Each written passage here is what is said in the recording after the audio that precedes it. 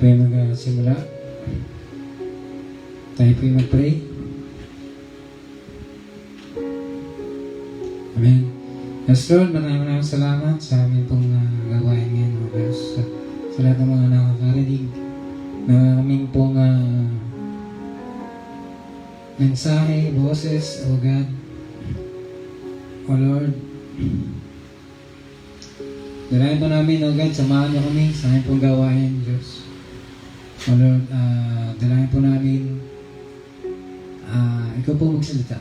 Ikaw po, Panginoon, ang mangusap, O Diyos. O Lord God, Ikaw po ang bahala sa amin, Panginoon, sa oras na to, O Lord. Ikaw po ang, Ikaw po, Lord, ang umausap sa aming mga puso, Panginoon. Buksan mo ang mga puso sa iyong salita. Touch our hearts. Touch each and every one of us, Lord. Panginoon, isulat mo yung salita sa aming mga puso. Sa loob, Panginoon, hindi po sa labas, para masunod namin. Amin ito pakinggan, at amin din po itong gawin. Lord, maraming salamat, Panginoon. Sa iyong pagdating, sama mo po kami sa iyong karyan, Panginoon. O Lord, maraming salamat, O Diyos. O God.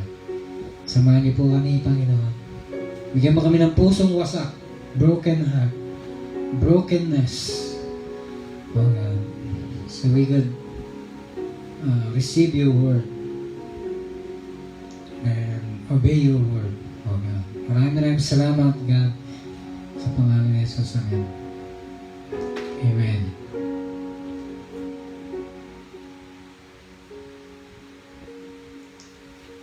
Amen.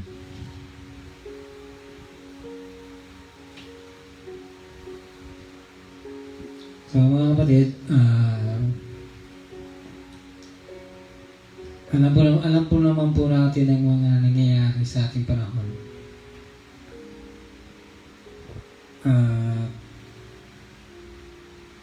Bago pa man ito nangyari, ito po ay naipapangaral na po sa mga pulpito, sa mga internet, na darating panahon, papaligiran ng Israel, ito po ay kakalabanin. So, ganyan.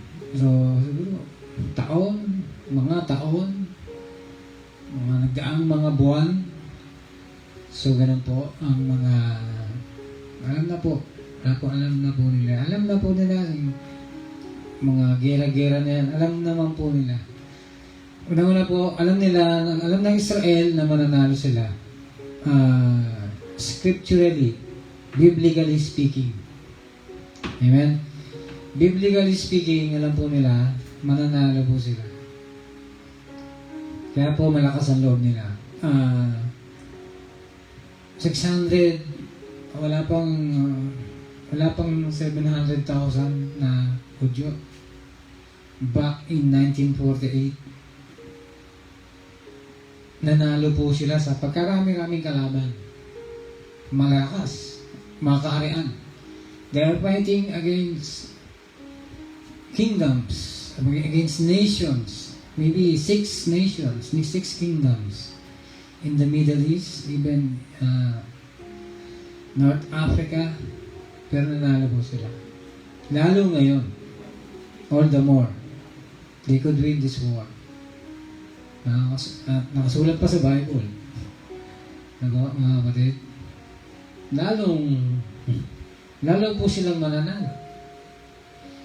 No?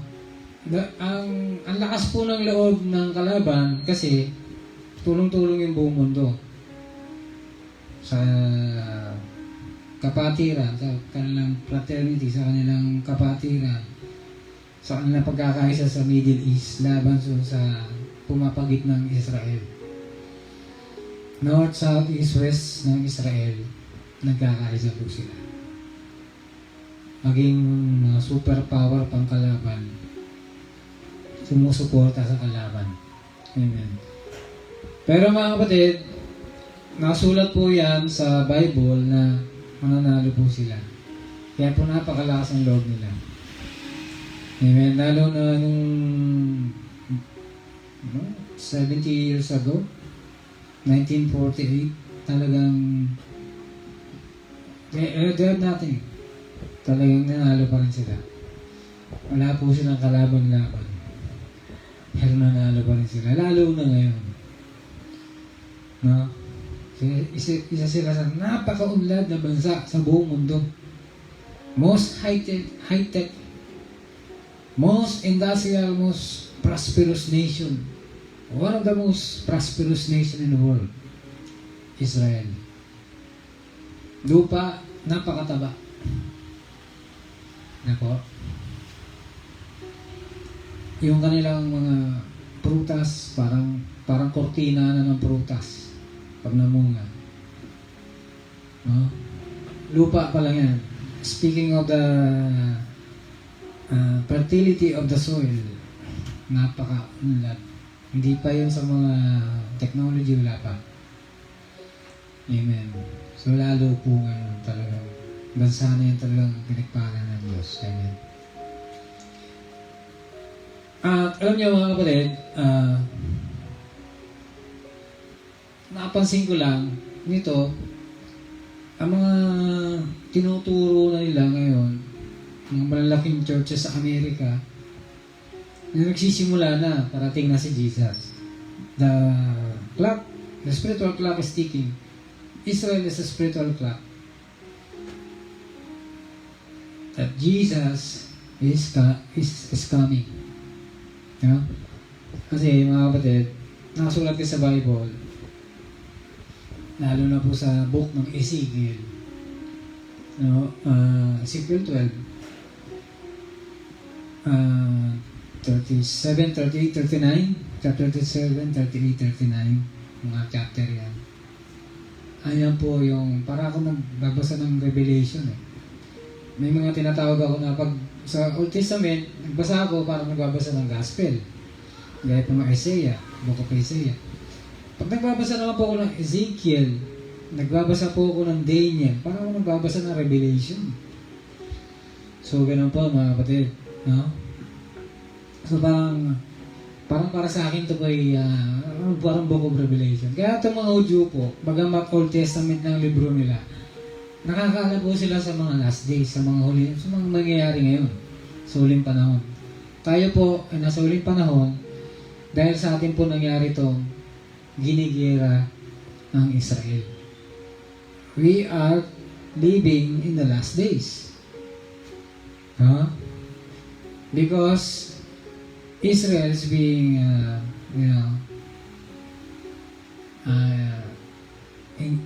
Israel is engaging in war already. Na pwedeng po mag-trigger ng World War III. This Israeli-Hamas war could trigger World War III. Mga kapatid. Nakalagay po sa Ezekiel 12 na magtutulong-tulong. Maging sa Ezekiel 37, 38, 39, mga doon, pag nabasa natin yung mga magtutulong-tulong mga bansa Israel. So, this is the last day. Last days. You and I are living now in the last days. Amen. So mga kapatid, sa panahon natin darating si Jesus. Jesus will come in our generation. I'm not going to tell you the exact date, the exact time, the exact month and year. But what can I say? What I can tell you is Jesus is coming in our generation. Your generation, my generation. Yun po. Kasi nangyayari na po ito sa Israel. Amen. So mga kapatid, sa nangyari po sa Israel, alam po naman natin, kung nanonood naman tayo ng news. 40 na babies pinugutan. Parang naalala ko yung sa Exodus, napatay yung mga baby na sa ilog. Isa nakaligtas yung si Moses. Ngayon, pinupugutan yung mga baby. Kay Jesus, ganun din nangyari. Pinapatay yung mga baby para mapatay si Jesus. Amen. So ngayon ang nangyari din. 40 babies, sabay-sabay pinugutan. No? Meron mga ni-rape, meron mga sinunog. Talagang minawagay pa nila yung mga patay na parang trophy. May mga kinidnap, nasa lampas 100 person. Meron pang survivor pa ng Holocaust. Meron pa ng Hitler. Nadamay din doon. Amen. Yun po. Meron pa mga foreigner. May mga Pilipino pa namatay. May foreigner, may American na kidnap. German, meron din. No? So, mga kapatid, so ito pa lang makikita natin na yung Christian world nagagalit na sa kalaban, sa mga terrorism. Kasi iba-ibang nationality nandun. Hindi lang yun ng Jews. So nagagalit na sa kanila. Ang pumanig lang dun sa Hamas, yung mga kapatid nila, kasama nila sa kanilang religion. Pero pagdating po sa terrorism, galit ang buong mundo. Lalo po yung mga Kristiyano. Amen. Galit sila. Dati sila kampi sa kalaban sa mga terorista. Pero ngayon, umampi na sila sa Israel kasi pati European Union nakisumpat yan na sa Israel kasi nga gusto nangyaring terror attack. Gusto nangyaring violence na yun. So mga kapatid, eto na, lumalaban na po ang Israel. Naalis na nila yung terrorism na yan. No? Ano niya mga kapatid? Kahit po sa Bible, kahit po sa Bible, sinasabi dapat peace, kapayapaan, wala na, tigil na yan. Ako mga kapatid. Kahit sa Bible po, sa parable po ni Jesus, mga kapatid, in the parable of the husbandman and the vineyard, mga gumagawa sa ubasan, kukunin na po yung bunga ng ama. Ngayon, padala po siya ng mga lingkod niya. Ayaw bigay yung bunga, ayaw gano'n. So padala, pinapatay, sinasaktan, pinapahiya. Padala pa rin yung ama. Gano'n na naman, padala pa rin ang padala. Parang talagang stubborn love, parang gano'n, no? Parang may pagkaroon ng unawa, gano'n, diplomatic, gano'n, demokrasya, diplomatic na yan. Talagang hindi, iba kasi talagang nakanti mo lang, away na, gantihan na. Pero to, pinapatay, pinapahiya, sinasaktan, bugbog, injured, balik yung mga, yung iba, hindi na nakabalik na buhay. Sige pa rin padala. Padala, parang walang sawang kapapadala. Gano'n. Parang nasabi natin, kung tatay na to, walang kadala-dala talaga. Ano ba to? Hanggang kailan ba yan? Tagal Kaya mo pa yan? Parang gano'n. Tatay, father. Pero hanggang sa dumating yung pagkakataon, pinadala niyo yung kanyang kaisa-isang anak. Sabi nung tatay, ito, gagalang na to. Kasi anak ko yan. Pinatay pa rin. Pero mga kapatid, yun na po yung huli niyang pag-asa That is his last resort. Padalang gano'n. pinatay pa rin. Pero mga kapatid, hindi po mamamatay ang anak ng ganun-ganun lang. The son will not die in vain. Kumilos po yung tatay, pinasunog yung lugar, binigay yung lugar sa karapat-dapat. It is taken and given to others that are worthy. Yung una, they are not worthy to manage the land, the vineyard. Now, the father wants to take the land and give it to those who are worthy.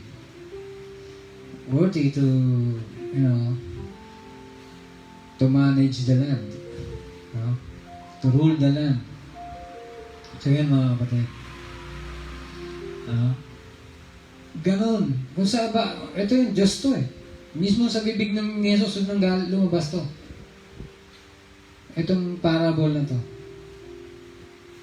Itong kalooban ng Diyos, mismong sa bibig ng Diyos, lumabas sa bibig ni Jesus. Yan ang gagawin ng Diyos, yan ang gagawin ni Jesus. Kaya si Jesus, marami na mula Old Testament, pinadala, pinapatay. Si Abel, simulan na natin kay Abel, pinatay. Ngayon yung mga, bago dumating si Moses, mga baby na Hudyo, pinagpapatay. Libo-libo yan. Kay Jesus, kung tayo sa Israel ngayon, maliliit na bungo ng mga baby, nasa 2,000 na bungo. Hudyo yan. Those are Jewish infants. Mga bungo yan, liliit, patay. Kasi Jesus, pinadala at namatay. Yan na. Ibig sabihin nun, malapit na yung araw ng kalaban. His days are numbered. Kasi, sunugin na yung lugar. Kukunin na ibibigay sa harapat-dapat. The world shall be taken from the power of Satan, from the power of the enemy, and it shall be given to those who are worthy. Amen. So yun. So yun, namatay na si Jesus, ibig sabihin, malapit na yung araw ni Satan. Satan, your days are numbered. Yan ibig sabihin nun. Yung mga yan, 2,000 years, ganyan ginawa mo. Malapit ka na. Sabi natin, bakit hindi na dahil babalik si Jesus Kung nga yung barko ni Noah, 120 ginawa. Parang di na babaha So parang ganun mga kapatid. Parang di naman babaha. Ginawa pa yung barko na yun. Ano ba gamit niya? May nagsabi, bata pa ako, narinig ko na yan. Ngayon, laki na ako, nagkaanak na ako. Kailan ba darating si Jesus? Ito na, Israel na, ginagera na, darating na. Ngayon pa ba tayo magtatanong? Ito na, sa panahon mo darating, panahon ko. Ano pa ba? Yung maliit ka, wala pa naman, di pa naman ginagera sa Israel. Di pa naman ginera na pwede mag-trigger ng World War III. Nalampasan natin yung World War II. 1944, 1945. Nagsisimula pa lang ang nuclear bomb. Ngayon, yun yung mga Cold War. Ano ba? Pakakawalan ba itong nuclear? Cold War. World War III po ang talagang pag pinakawalan, ewan ko ano pang mangyayari sa mundo. Ang dati, mga atomic bomb lang, mga bomb lang na ganyan. Pero ngayon, nuclear bomb na talagang kahit yung lupa, hindi mo na mapakinabangan. Nakakaroon na ng radiation. Mga kapatid, ito na yun. Inano na Israel, ginigira na. Nalaban na ng mga bansa na. Mga nagbabanta na, nakakampihan nila yung kalaban. So, ganun. At ang mga simpatyan lang sa iba't bansa, rally na rin. Ayan. So mga kapatid yun, no? Nagbibigay pa rin ng Diyos ng pag-asa. Kalahati pa lang naman ang populasyon ngayon na kilala kay Jesus. Yung iba, hindi. Hindi nila naririnig yung pangalan ni Jesus. Hindi namin alam yan. Hindi namin kilala yan. Ganun. Kalahati ng mga tao sa buong mundo. Lalo ko na-concentrate dito sa 60-40 window. Bandang dito sa Asia. Kalahati ng populasyon nandun. Hindi po nakakilala. Yun ang kailangan mapuntahan. Sama na rin yung India, ganyan. Sa banda ron. Sa lugar na yan. Palibot ng area na yun. Nandun yung mga matatao mo. India, 1 billion. Sa mga banda ron. So, yan. So, mga kapatid, yun, binibigyan pa rin ng pag-asa. Again, lahat, nasabihan na yan, na darating na si Jesus, ganyan. Tanggapin niyo na si Jesus bilang panatagpulas. Maniwala man sila sa hindi, tapos na, darating na si Jesus. Nasabi na na parating na sa kan lahat Nasa atin kung tayo maniniwala o hindi. Basta ito, panahon, darating na si Jesus. Mission natin mga Kristyano, matatapos na. Ibig sabihin na actually, yung church age, bago pa nung nangyari itong giyera na to sa Israel, sinasabi na po ng marami. Nakikita naman natin, matatapos na po ang church age. Ang salita ng Diyos pabalik na sa Israel. The word of God is going back to Israel. Galing yung gospel sa Israel, umalis kasi pinipersecute yung mga Hudyo na alagad ni Jesus. Umalis sila ron. Punta tayo sa mga hintil, sa mga bansa. So, from Jews, from Israel, the disciples of Jesus, the apostles, went to the nations, went to the Gentile nations. Yan. So, ito na po tayo. Tayo na po yung mga spiritual Jew. Ngayon, matatapos na po tayo yung mga spiritual Jew, Gentile age. Matatapos na, pabalik naman sa Israel. Yun. Yun po yung mangyayari. Israel naman po ang huling. Matatapos na po, iparinig na sa buong mundo.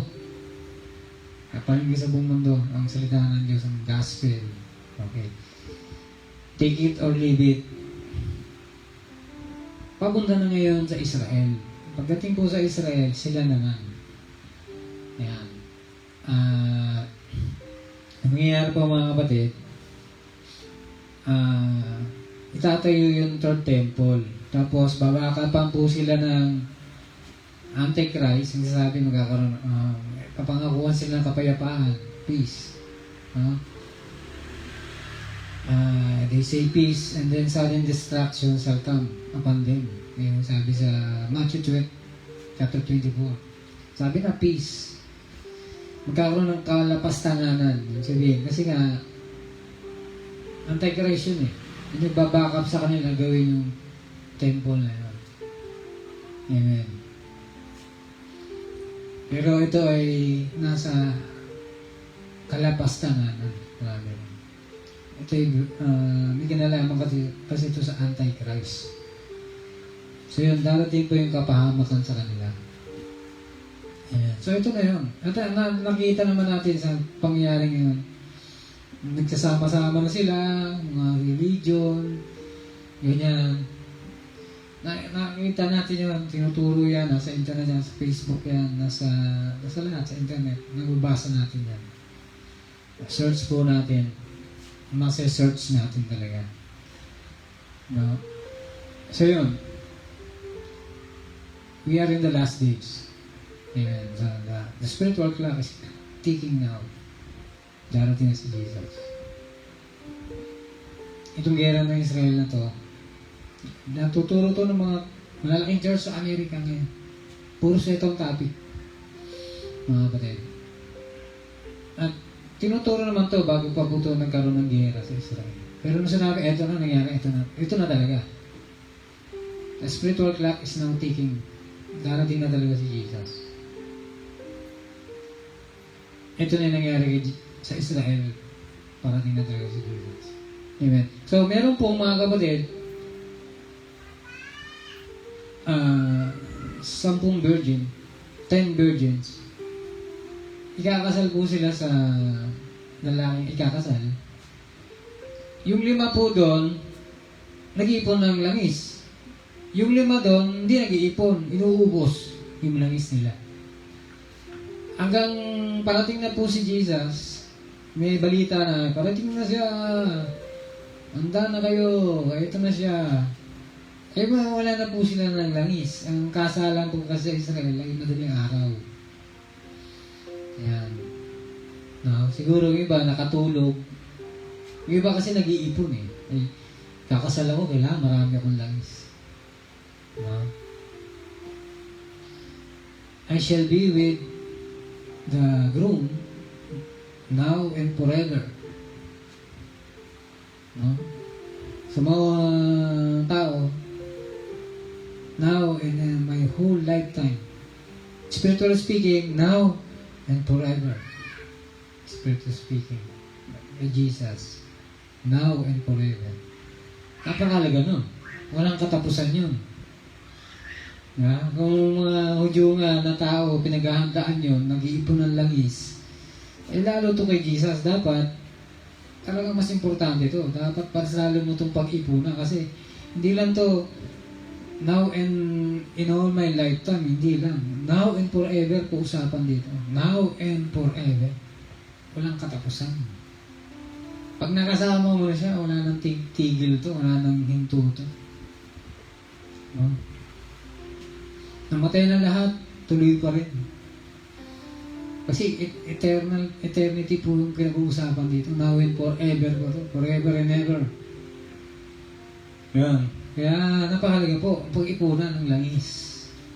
Dapat po, nagbabasa po tayo ng Bible. Dapat po tayo ay nananalangin. Dapat tayo nagsasoul win. Amen.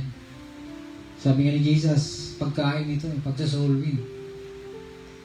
Sa John chapter 4, na soul win niya yung babaeng Samaritana na nagigib. Na-solve naman ng babae sa Samaritana, yung Samaria. So ito yung soul winning, ito ay pagkain, sabi niya, ay food you do not know. Soul winning. Na mga kapatid. Alam niyo, pag tayo nakapag-soul win naliligtas yung mga tao, para po tayong tumama sa sweepstakes, sa loto. Napakasaya mo. Hindi kaya tumbasan ng pera yung kaligayahan mo. Kasi nga po, parang kung kumain eh. Parang, pag kumain ka sa isang masarap na pagkain, gano'n ang pakaramdam, ang sarap. Ang saya mo. Ang sarap eh. So, gano'n po. Spiritually speaking, this is a spiritual food. This is the food of the spirit, food of the soul. Amen. Minsan kalaban natin yung kaluluwa natin eh. Magsishare ako, wow, sabi ng kaluluwa. Pero pag nashare mo siya, naligtas sila. Wow. Parang hanggang, parang naglalakad sa langit, sa hangin. Pag ikaw ay nakapag-soul win. Wise are those who win soul. No? Those who win soul are wise. No? Ang mga soul winner, matalino. Amen. No? Sabi nga, Jesus is the power of God. Jesus is the wisdom of God. No? Wisdom. Power. Amen. Pag tayo pa nakapag-soul win, power. Pag tayo nakapag-soul win, wisdom. Amen. So mga kapatid, food of the soul. Sabi natin, yung wisdom sa kaluluwa din yan eh. Ang kaluluwa, di ba? Intellect, will, emotion, intellect. Oh, kasama doon yung wisdom, understanding, knowledge, intellect. Kasama yun, kaluluwa mo yun. Food of the soul, food of the spirit. So mga kapatid, yan. No? Kaya mga kapatid, yung pagdating ni Jesus na yan, no? Binigyan po tayo ng pagkakataon lang na magkaroon pa ng oras. Kinukumpleto yung bilang. Kinukumpleto yung bilang ng mga papatayin, ang kalaban, pangalawa. Kinukumpleto yung bilang ng mga maliligtas. Makakaring ng salita ng Diyos. Tapos, pag naparinig na sa lahat, tanggapin man lang, hindi. Saan narinig na nila, darating na si Jesus. Kasi, mangyayari pa yung mga bagay na hindi natin kaya eh. Amen?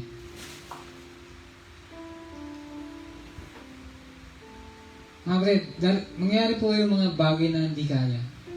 Maliban pa iksiin yung oras. Ibig sabihin, mga kapatid, may mga bagay na mangyayari na mahirap. Mahirap na bagay, mahirap maranasan. Na kailangan paiksiin yun. Kasi baka walang maligtas. Amen? Yun, no? Iksi pa nga eh. Mapapabilis pa nga eh. Kapag itong mga bagay na ito nangyari, lalo itong mahirap na bagay na ito nangyayari na, mas pa, ito na yung pag-igsik. Kaya po tayo, kung may mangyayaring ganyan, kung mang-ulit man yung nangyari sa World War II, pinapatay mga Hudyo, o panahon na yung mga alagad ni Jesus, pinapakain yung mga Kristyano sa leon, pugutan, pinapako sa krus, pinapako ng patiwarik, sinisibat. Higsi yung oras. Higsi yung oras. Kaya hindi po ako nagtaka, sa 200 years lang, naging Kristyano yung buong mundo. Kasi willing po talaga silang mamatay para kay Jesus. They're willing to die for Jesus. They're willing to die for their disciples. They're willing to die for the salvation of the world. Yan po yung ginagawa ng mga alagad nun.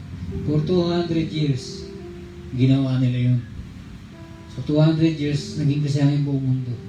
Lahat ng tao kilala si Jesus. Ngayon, pag sinabi Jesus, soft drinks ba yan? Yun ang tanong. Pero noong mga panahon na yun, panahon nila, mga alagad ni Jesus, kilala po nila si Jesus ang buong mundo. Ayan. So ngayon po, yung mangyayari, mas iiksi na naman ang panahon. Ayan, iiksi yung panahon. At makakilala na naman ang buong mundo, darating na yung wakas. So ganun po yan. Kung paano yung nangyari nung early church, ganun din yan sa ulit panahon. Amen. So yun. So mga kapatid,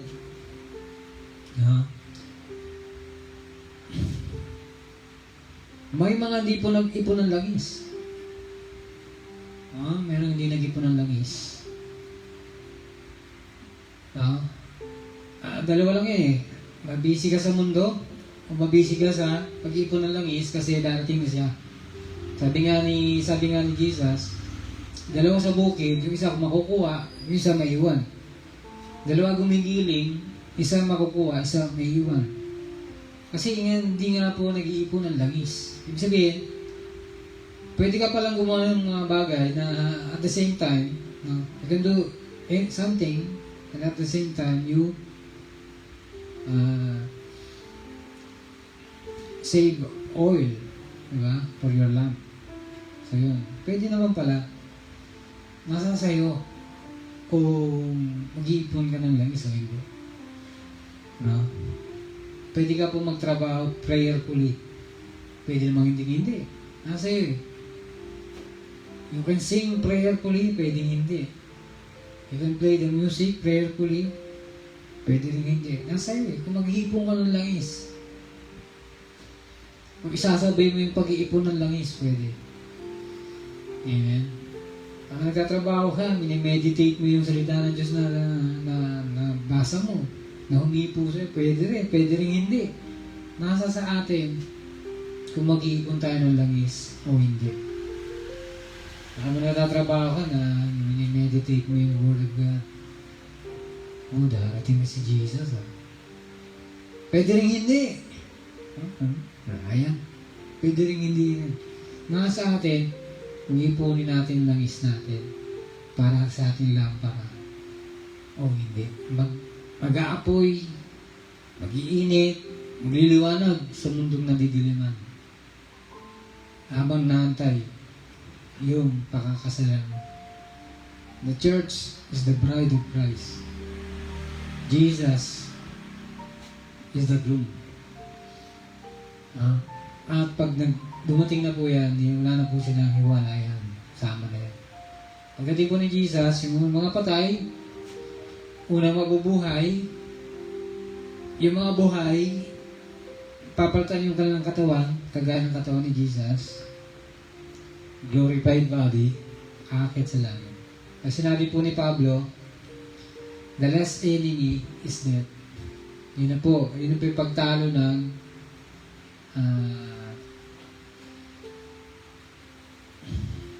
kamatayan. Amen. Salvation, yun po yung total salvation. Body, soul, and spirit. Yun na po yung body. Kung ano po yung nangyari kay Adan, naibalik. No? Naibalik po. Yun po yung glorified body po. Yung nga pong 950 years na edad ni Adan, hindi natin nagawa.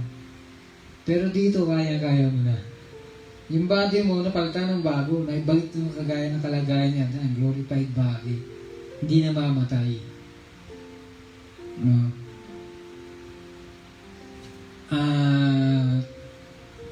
Alam niyo po, yung ginamit na Greek word sa pagdating ni Jesus, ang ano doon, i-escortan mo yung sa hotel po, pag may dumating, i-escortan mo siya papunta rin sa pupuntahan niya. Ibig sabihin po, hindi po ito yung pagdating ni Jesus, kinuha tayo, hindi. Sinalubong natin si Jesus, kung bababa siya sa lupa, paghaharian niya to, sama tayo. Pero ang meeting place po dyan sa hangin, sa taas. We shall meet Jesus in the air. We go up. Pero, we meet halfway. Pero bababa po tayo kasama ni Jesus. At pupuntahan po yung kanyang paghaharian.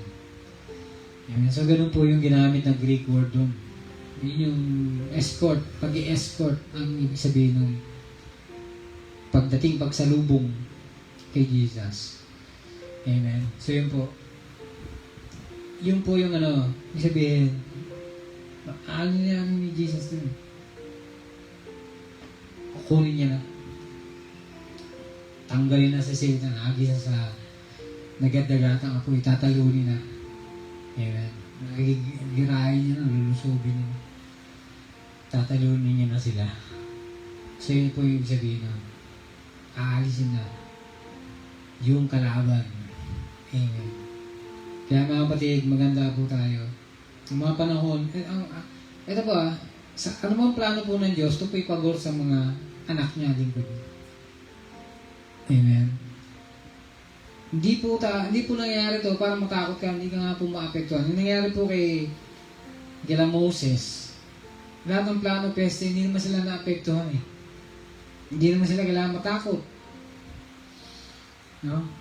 Kung tayo po, gagaya sa mundo, matakot po tayo. Kasi kasali tayo dun. Pero kung hindi naman po, tayo po ay mananatiling naniniwala sa Diyos, may takot sa Diyos, sumusunod sa Diyos, wala po tayong dapat itatakot. Gumagalang sa Diyos. It works in our favor, but it will work against the world, the unbelievers, mga kapatid. Ngayon po mangyayari nun. No? Kaya nga po, napansin mo natin kanina, di ba? Mabigat yung mangyayari sa mundo, paiksin pa ng Panginoon. Pabor sa atin. Mapapabilis na maalis na yung mga ganyan. Pero nandun tayo. Nandun tayo sa tribulation. Paiksiin eh. Kasi wala rin maliligtas. Amen. So yun. So mga kapatid, kasi nga po, pagkakamali po, itong Bible, nilagyan ng mga chapter tsaka verse. Yung nangyari po, yung mga mensahe po ng Bible, nahati-hati. Nagkaroon ng mga kanya-kanya mga katuruan. Amen. Pero kung babasahin po natin yan, without minding the chapters and the verses, isa lang po ang ating malalaman. Hindi po siya madidivide. Malalaman natin na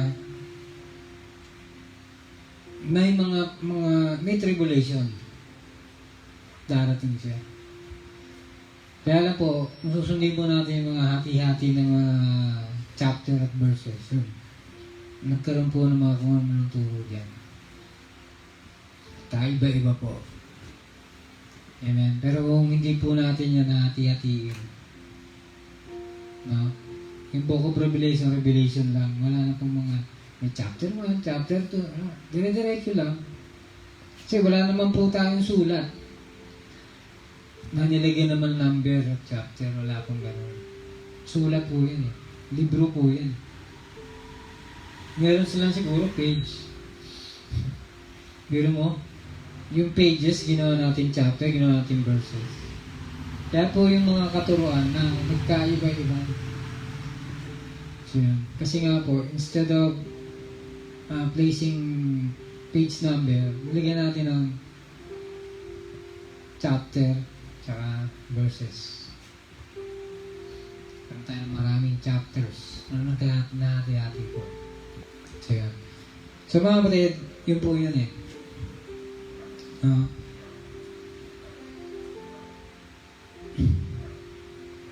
May nag-iipon, mayroong hindi nag-iipon ng langis. Wala lang. Parang hindi nila inintindi.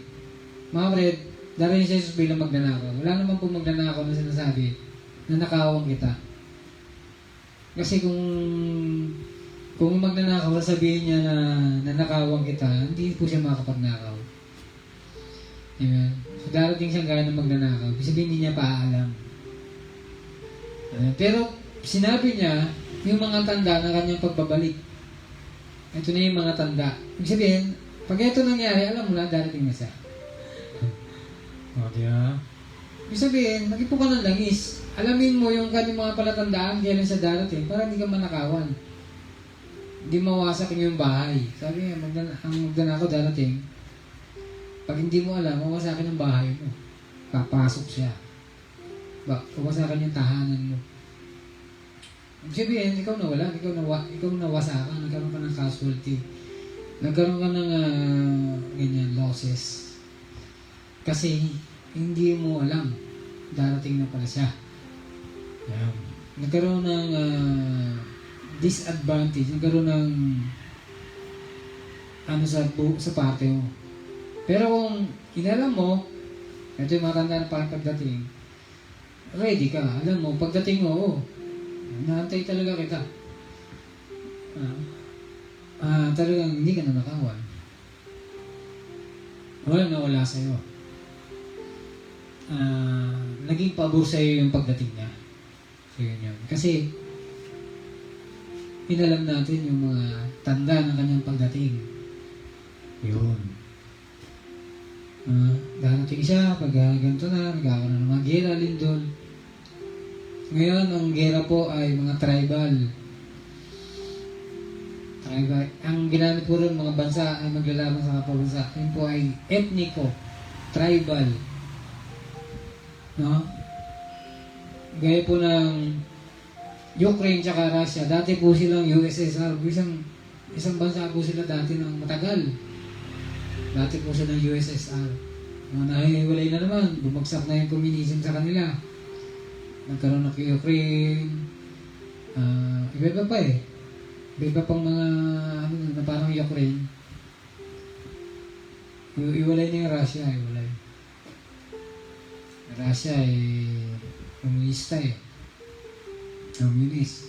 Iwalay na iba. So yun yung tribal. Sila, hindi sila bansa, sila yung mga party-party lang. Ngayon, Israel Hamas. Parang gano'n. So party-party lang. Hindi naman talaga silang mga bansa. Hindi naman masasabing mga. So tribal. Kasi pag mga bansa po, andyan na po yung nuclear war. Yan. Katapusan na ng mundo yun. Pag sinabi ni Jesus, magkakaroon ng gera ng mga bansa, nuclear war. Darating ka pala, nuclear war. Hindi po. Mga ano lang po. Mga tribal po. Mga labanan. Tribo-tribo po. China, Taiwan. Ngayon po. Magigit-gita na yung China, Taiwan. Puros mga Chinese yan. Ito meron. Bansa rin naman sila. Pero dati rin naman kasi silang magkasama. Ano ng China. So parang gano'n po. Hindi mo na masabi talagang mga bansa kakaroon ng nuclear war. So mga kapatid, lindol. Ang lindol po ngayon, dikit-dikit halos. Dati-dati, lindol, lalayo. Ngayon, sa buong mundo, halos dikit-dikit lang ang lindol. Talaga halos, lindol, karaniwan na, parang gano'n. Bulkan, dikit-dikit, ang dami naputok sabay-sabay. Mga bansa, dati, pumutok lang sa gano'n. Dati po ako, maliit po ako, pumutok ng gano'n. Matagal na naman yun, nalaki na naman ako, iba naman. Isang malakas-lakas ng bulkan. Ngayon, grabe po. Dito, doon, as dikit-dikit po talaga. Darating na po kasi siya. Sa lindol, gano'n din. Malaking lindol, malakas. Baha. Baha, mga... At sinabi po nung 1996, ano po sa amin yan, noong 1996. Sa Manila po kami nun. Yung mangyayari sa Egypt, mangyayari sa mundo. Mangyayari po. Dumaan po mga ilang taon, sa Saudi, napuntahan po sila ng maraming mga locust. Grabe. Inulan sila ng locust. Dami yan. Unang nangyari sa Egypt na daming locust yun sa Saudi. Ang mangyayari sa Egypt, mangyayari sa mundo. Ayun. Nangyari yung mga hayop na mamatay. Isda na mamatay. Mga ibon naglalaglagan sa lupa. Asan yan sa YouTube? I-search nyo. Yan. Dati nung narinig namin yan noong 1996, pre kasi kami. Nangyari ba yun? Si Egypt, Egypt na naman. Nangyari sa Egypt, nangyari sa mundo. Lahat ng peste ng Egypt, mangyayari sa mundo. Actually, tribulation na to eh. Nung mangyari yung mga yan, tribulation na po yan. Walang bansa na gustong may ganyan na sa Egypt ng mga locals. Tribulation yan, pagdurusa. Pero yung mga Kristiyanong bansa, hindi naman naapektuhan mga kapatid. Tribulation na po yan. Hindi po magandang bagay yan. Hindi po natin sabihin niya, sikat kami, may peste kami. Gusto ko yan, wala. Yung namumula yung dagat, yung mga bagyo, lindol, daming nakamatay. Yung mga may yung Haiti, diniklara nila na kay Satan yung kasi nagkaroon ng lindol, dami namatay. Mga ganun. So yun yung mga peste peste ng Egypt mga sa mundo ngayon. Amen. So yun. Ano na bang taon natin yun? 1996 yun. Ano na bang taon namin yun? 2023. That was 27 years ago. Wow. 27 years ago, nagkaroon ng gera Israel. Mga kapatid. Kaya mga kapatid, talagang darating na talaga si Jesus. Amen. So, yun. Dapat po tayo maganda. Hindi po tayo tinatakot kasi pag tayo naniniwala kay Jesus, it will work. We believe Jesus. This God's judgment will work in our favor. Pabor sa atin yan. Hindi po tayo apektuhan yan. Pero sa mga naniniwala, sila, para sa kanila po yung hatol ng Diyos. Sila po yung tatamaan. Amen. Bago po girayan ng isang lugar, pinapaalis sila doon. Alis kayo yan. Saan ba talaga yun? Sa kalaban o hindi dyan? Alis ka, hindi ka maapektuhan. So ganun wala. Nasa maniniwala yan eh. Kung hindi ka maniniwala, patay ka. There's no such thing as demilitarized zone. It's either you belong to God or to the enemy. At pag lumusog, ginila yun, patay ka. Pag nandun ka. Kakampi ka o kalaban. Hindi pwede kang neutral. Ganun mga kapatid. Walang neutral. At sa panahon natin ngayon, walang neutral. Parating na si Jesus. Either maliligtas ka o mapapahamak ka. No? Hindi pwede natin sabihin parang ligtas, parang hindi. Hindi po. It's either you will be saved or you will be destroyed. Yan po yung mangyayari. So mga kapatid, yan po yan. Maganda po tayo ng langis. Pero pagdating niya sa lubungan natin, meron pa rin tayo init, apoy, nagliliwanag pa rin hanggang sa pagdating niya. Amen. Tatalunin ng liwanag ang dilim. Ang mga bagay na to, judgment, pestilence, plague, talo ng liwanag yan. Hindi para ikaw ay talunin yan. Problema, persecution, tatalunin ng liwanag yan. Mga kapatid, ang kamatayan ang daan sa muling pagkabuhay. Death is the way to the resurrection power. Kanina, kung may magandang bagay na parang hindi kakayanin, painsin ng oras. No? Hindi matatalo di ang liwanag eh. Bago mawala yung liwanag niya, apoy niya, tatapusin niya yung bagay na yun. Magliliwanag pa rin siya. Hindi kayang talunin ng dilim ang liwanag. Hindi ilalagay ng Diyos para matanggal yung liwanag mo. Tinalo ka. Ang liwanag mo na liwanag. Talo yung dilim. Ay hirap ng bagay na yan, karamdaman, kamatayan, persecution, tatalunin mo yan. Kaya nga pinapatay yung 2,000 years ago, pinapatay sila. 200 years naging Kristiyanin yung buong mundo. Kinilalang faith nila ang Christian sa Roman Empire na sumakop sa buong mundo. Kasi hindi kaya talunin ng dilim ng liwanag. Patayin mo na patayin yan. Liwanag pa rin yan. Hindi mo yan matatalo. Dilim ka eh. Sabi ni Napoleon,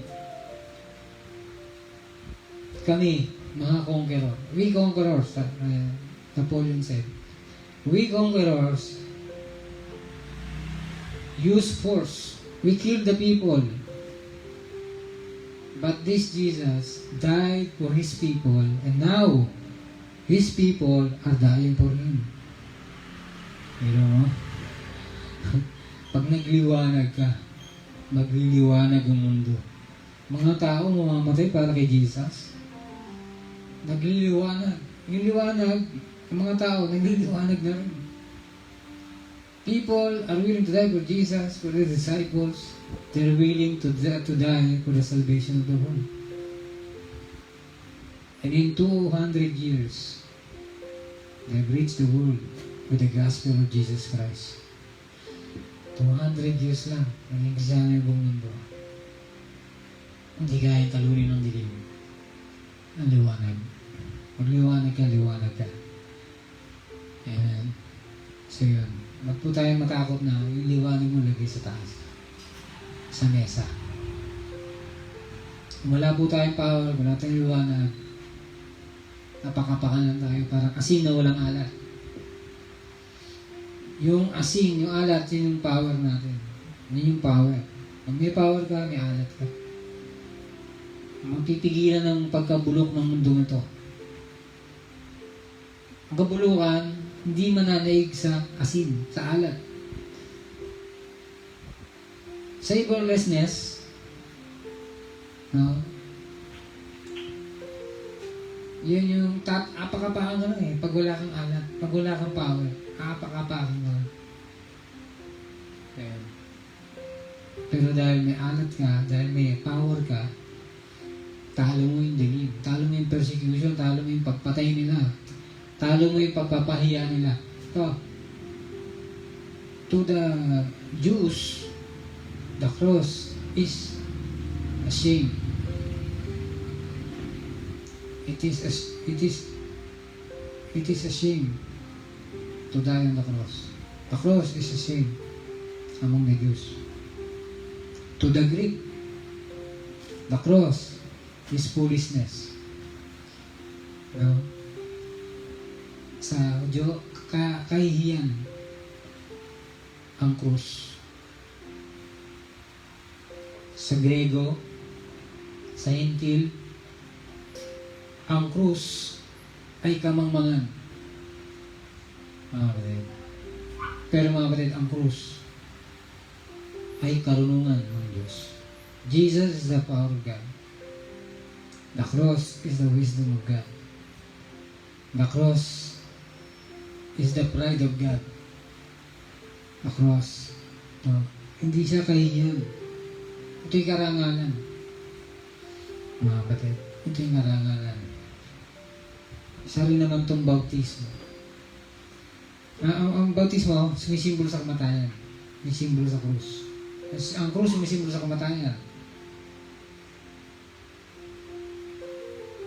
Yan, ang mga baptism na magbibigay sa atin, i-glorify tayo. Yan. Sama tayo sa hirap, sama tayo sa glory. No? Pag wala niyan, walang glory. So mga kapatid, yan. Yan yung power of the cross. Yan yung power of this baptism. Baptism of death. Baptism of fire. Kung wala kang baptism, hindi ka magkakaroon ng value. Walang glory. Parang ginto. Nagkaroon siya ng value nung siya natanggalan ng dumi. No? Hindi ka dadaan doon, hindi ka malilinis. Walang tao magsasabing malinis siya na hindi siya dumaan sa paglilinis. Kaya nga kanililinis kasi marumi ka. Amen. Hindi po tayo tinanggap ng Diyos na marumi, tapos na, ligtas ka na. Hindi. Lilinisin ka pa. Amen. Tayo po ay mga niligtas, lilinisin pa. Meron pong sanctification, purification. Hindi po na-contain na tayo sa salvation na, ligtas ka. Kaya, hindi po rin yun. Okay na. Hindi po okay. Paano yung paglilinis? Paano yung pagpapabanal? Paano yung pagiging gagawin kang puro? Ang okay, hindi okay. Amen. Pero pag ikaw na napabanal, gawin naging puro, naging pure, you're purified, you're sanctified, yun na. Yun doon na magiging okay. Amen. Overconfidence. Pag sinabi natin okay, na walang sanctification, walang purification. Overconfidence. Sabihin lang namin, Lord, nagpalayas kami. Lord, nag-prophesy kami. Lord, nag-ministry kami. Lord, gano'n. Tapos sabihin sa atin ni Jesus, yung ilalay. Ang Diyos ay kagaya ng apoy. Pag nilinis ka ng apoy, kilala ka niya. Kilala niya yung mga pure. Kasi siya yung dahilan kaya sila naging pure. Nilinis sila ng Diyos. God is like a consuming fire. And baptism of fire. Magkakaroon ng purification, mga kapatid. So yun. Ipon tayong langis. Amen. Mapabanal po tayo, maging pure po tayo. Amen. So yun. Nasa last day na po tayo. So yung araw na po tayo. Last of the last day. Gabi na iba, tagal ng last day ah. Sinabi sa Bible, last day na eh. Last day pa rin. Tayo yung last of the last day. The last day, tayo yung dulo. Amen. Kung may Sabat, tayo yung Sabat of the Sabat. Kung sa last day, tayo yung last day ng last day. Diba? Baga sa ang tawag mo sa last day ay isang linggo, tayo, sa isang linggo na yun, tayo yung ikapito pa, itong araw. Tayo, sa isang linggo, tayo pa yung dulong-dulo ng linggo na yun. Last day na talaga. Last of the last day. End of the end times. Last of the last day. Ito na yun. Maandar na yung oras. Maandar na. Amen. The spiritual clock is ticking. Maandar ako. Narating na si Jesus. Amen. So mga kapatid, yun yan. Tagpang po tayo ng langis. Isingkat po natin ito sa lahat para dumating na po ang wakas. Magkaroon po tayong burden sa evangelism. May sinabi po na pagkada po nagkakaroon ng giyera sa Israel, nagkakaroon ng matitinding mga revival. At itong Israel na po ito, magkakaroon po siya ng matinding revival sa buong mundo. At sinabi po sa Joel, maranasan ng all flesh ng lahat ng tao ang Espiritu ng Diyos. The Spirit shall be poured on all flesh. Lahat ng tao. Lahat ng laman. Lahat ng tao. Mabubuhos ang Espiritu sa lahat ng tao. Kung paano po yung early rain, former rain para po sa pagtatanim, ang latter rain para po sa pag-ani. It is for harvest. Ibubuhos po sa lahat. Ma-harvest na lahat. Wala nang masayang. Parang ganito eh, take it or leave it. Ligtas o hatol, nili ka. Ito huling harvest na to eh. Last harvest. Pabalik na yung, tapos na yung church age, Gentile age. Yung Gentile age tapos na, papunta na sa Israel, pabalik na. Israel, huling harvest ng Israel. Pabalik na doon, yun na yung huling. Gera sa Israel, yan na yan. Huli na yan eh. Pabalik na sa kanila eh. So yun mga kapatid. Kaya, eto na. Pagkakataon na po natin ito para makasama sa kanya. Amen. Napanood din po ako ng testimony ng isang dating Hezbollah terrorist na 3 years po siya sa Hezbollah. Ang pangalan niya po ay Askin Jabid. Siya po ay active po siya. Sa lahi po nila siya ang kinuha na papalit. Spiritually, active yung mga lahi nila dyan. So lahat, every 10 days po na cover to cover, nababasa niya po yung banal na aklat nila, Quran. At pag sinasabi niya, pagka may kakaroon ng delikado bagay, nagbo-volunteer po siya na bibitayin yung mga tao, siya magbibitay, nagbo-volunteer siya. Mga ganon, pa-act ng mga ganon. Tapos sabi niya, pagka may mga delikadong bagay, sumama siya sa terrorism na terrorist group na yan. Pag may mga delikado daw, meron daw parang anyong tao na pupunta sa kanya. Kaya siya napili na ito napapalit sa lolo. So, gano'n siya niya. So, anong ginagawa ng lolo niya, siya ang napapalit doon. Pag nawala yung lolo niya, siya ang napapalit. At siguro mga 10 peking passport, kung nasa Amerika na po siya, i-convert niya raw yung mga Christian sa religion nila. At nangyari, nahuli siya. 10 peking passport yata. Tapos, kinulong siya sa Malaysia. Sa kulungan ng Malaysia, doon po,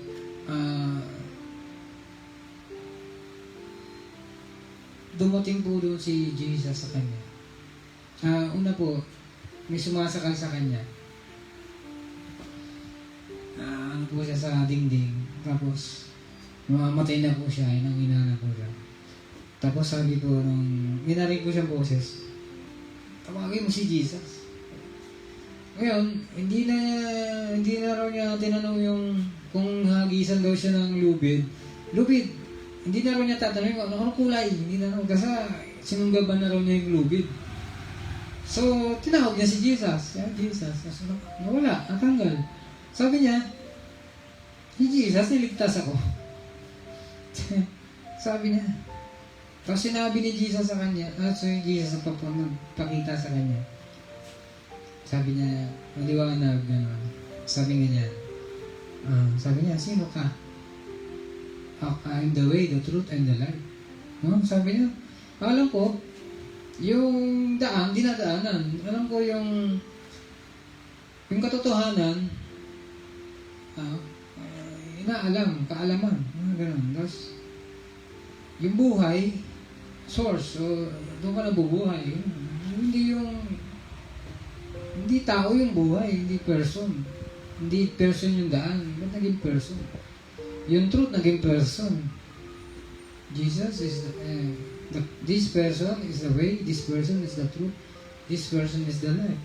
Ba't gano'n? Sabi niya. Sabi niya, ano ang pangalan mo? Sabi niya, ako si Jesus Christ. Tapos sabi sa kanya, pinapatawad kita. Iyak po siya na iyak. Para raw po siyang lahat ng... Sabi niya, lahat daw ng buto sa katawan niya natanggal at bumagsak lang daw siya. Iyak daw siya na iyak. Para lang daw siyang karne doon. Iyak na iyak. So mga kadadya, sabi niya, ang magagawa na lang daw ng Diyos sa kanya, patay siya sa dami raw ng kasalanan niya. Sabi niya. No? So yun, yung puso niya na dating, ano kasi po, tuturuan sila na magalit. Patayin naman kasi siya ng audio. Puro galit eh. Pero ngayon daw, napalitan ng pagmamahal, yung puso niya. Iyak siya na iyak, Iyak po siya na iyak yung pinasabi niya. Kaya testimony niya. Lalo nung bagong-bago pa lang siya. Ngayon po, medyo mipas na yung mga panahon. So yun po. Kaya, sabi ko, grabe. Ngayon, lalo ngayon, umikilos po ang Diyos. Umikilos po si Jesus. Lahat tayo para matapos ang puto. Malapit na po siyang dumating. Kaya kung akala po natin, hindi tayo kumikilos. Kumikilos sa mga iba eh. Kumikilos ang Diyos. No? Kaya kung hindi po tayo mag-iipon ng langis, darating at tayo po mawawalan. Kasi kahit Diyos kumikilos eh. Kahit si Jesus kumikilos. Hindi po natin sabihin, okay lang. Tagal pa yan. Diba? At lalo po ngayon, nangyayari ngayon mga bagay na to. Kailangan na po natin kumikilos talaga. Amen. Umanda na po oras. Tatapusin na po niya si Satanas. Amen. Ito na yung inaantay ng mundo eh. May Diyos, bakit ganun? Ito na yun. Antay lang, konti na lang. Amen. So, nawa, yung mga taong ganun, maligtas naman.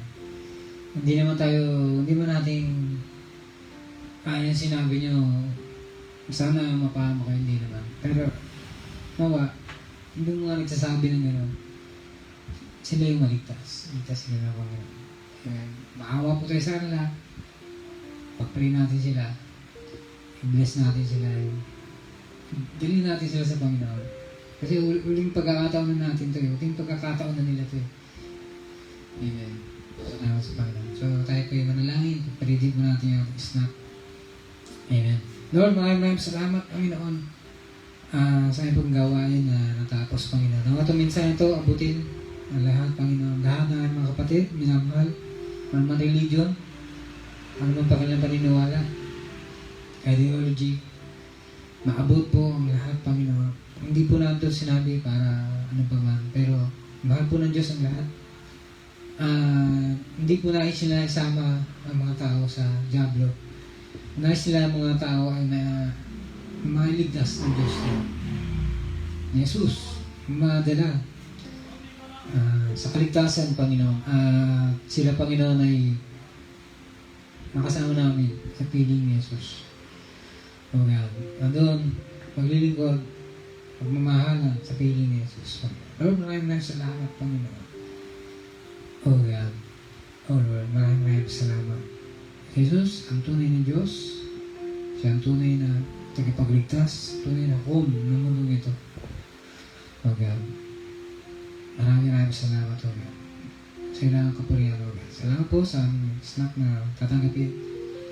Meron mo kalakasan, meron mo itong members na maganda, Panginoon. O God, maraming salamat, O Lord. Ito po ay panalangin sa pangalan ni Jesus. Amen. Amen.